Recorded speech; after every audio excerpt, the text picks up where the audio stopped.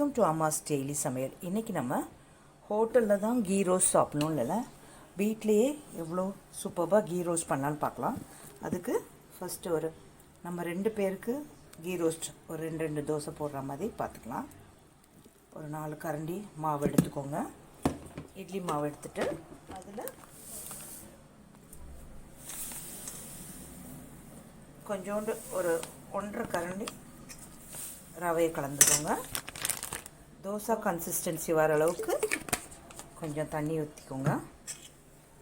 நல்லா மிக்ஸ் பண்ணிக்கோங்க. தோசை மாவில் நம்ம கன்சிஸ்டன்சி இருக்கணும். ரவை போட்டோடனே கொஞ்ச நேரம் வச்சுட்டு உடனே தோசை ஊற்றிடுங்க, இல்லாட்டி ஒரு மாதிரி திக்காகிடும் அந்த மாவு. இதுக்கு தேவையான அளவு சால்ட் போட்டுக்கலாம் லைட்டாக. இப்போ நம்ம கீ ரோஸ்ட் எப்படி பண்ணலான்னு பார்க்கலாம். ஒரு தோசை தவா எடுத்து வச்சுக்கோங்க. வச்சுருக்க அந்த பேட்டரை நடுவில் போட்டுட்டு நல்லா தின்னாக சிம்மில் வச்சுட்டு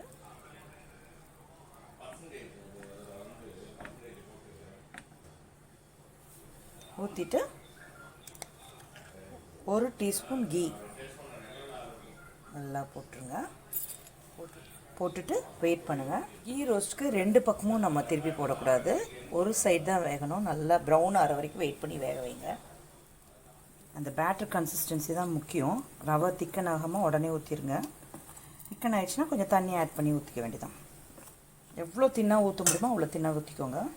இப்போ லைட்டாக ப்ரௌனாக வெந்தோடனையும் எல்லா பக்கமும் தோசையை ரைஸ் பண்ணிவிட்டு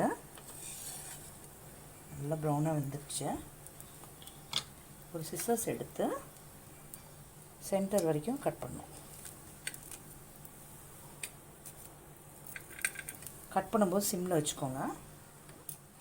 தோசையை நம்ம கோன் மாதிரி அப்படியே ஹோட்டல் ஸ்டைலில் ரோல் பண்ணிட வேண்டியதான்.